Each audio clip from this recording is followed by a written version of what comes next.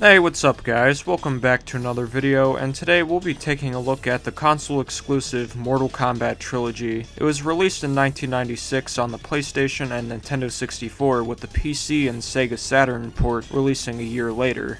The two versions we'll be taking a look at today are the PlayStation and Nintendo 64 versions, since those were the two main versions that people played. Now, let's start with the PlayStation version. The PlayStation version of Mortal Kombat Trilogy was released in October of 1996, and it was a big game for the time. Every character that was in a Mortal Kombat game at that point is here, including classic versions of Jax, Kung Lao, Kano, and Raiden. All the stages that were included in MK2, MK3, and UMK3 are included in MK Trilogy. But only 4 backgrounds from the original Mortal Kombat are featured: Courtyard, Goro's Lair, the Pit, and the Pit Bottom.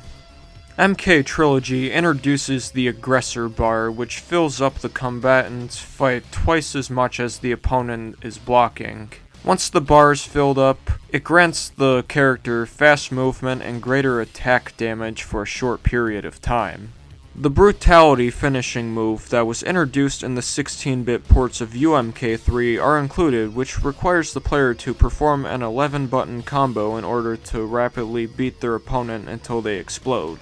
Sub-Zero's famous Spine Rip fatality reappears in the game but is completely censored, as the screen blacks out with only the fatality text visible. This was to avoid having to reanimate the fatality for this game. The only few negatives I have with this version is the load times. The load times are really long, but there's some settings that makes the game faster. You can turn off the buy-in screen to make the game load quicker, and you can turn off the versus screen in between rounds. There's also a setting for Shang Tsung where you can limit his morphs so the game wouldn't have to load every time you morph into another character. Another complaint that I have is that the soundtrack in this version is at a lower pitch compared to the arcade version of UMK3. It still sounds good nonetheless. Besides the complaints, Mortal Kombat Trilogy is a great fighter on the PlayStation, and it's a good addition to your fighting game collection. Now, let's move on to the N64 version. The N64 version of Mortal Kombat Trilogy was released in 1996, a month after the PlayStation version. This port is based off the Windows PC and PlayStation versions of MK3 and the Sega Saturn version of UMK3. This port has some disadvantages over the PlayStation version. Due to cartridge limitations, only 30 characters are included instead of the 37 featured in other versions.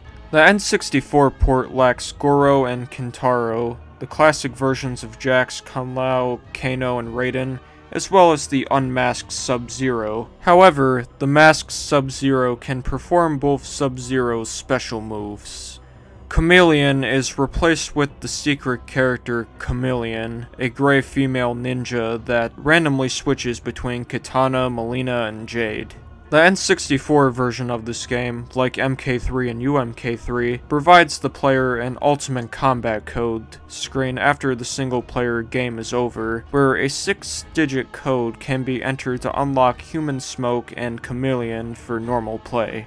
The main drawback with the N64 version is the sound quality.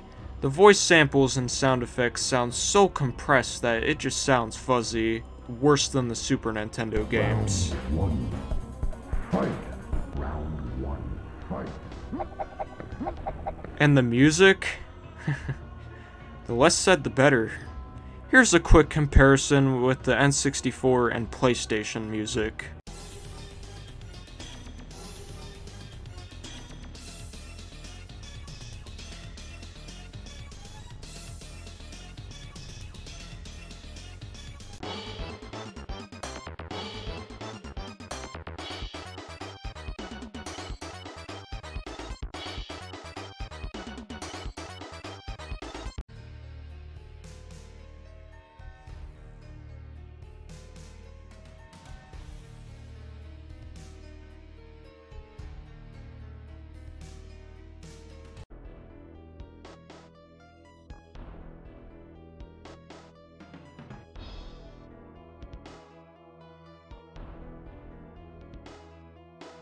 At least the N64 music is at the right pitch.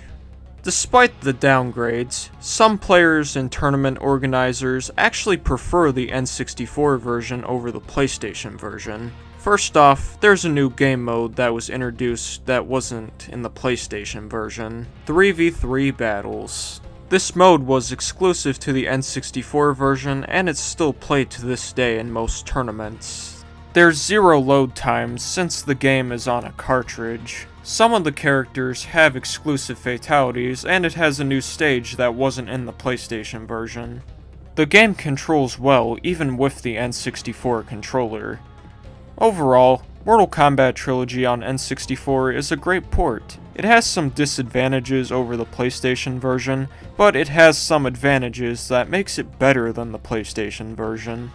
If you had to pick which version of Mortal Kombat Trilogy to buy, either one is fine. It's a matter of preference on which one you like better.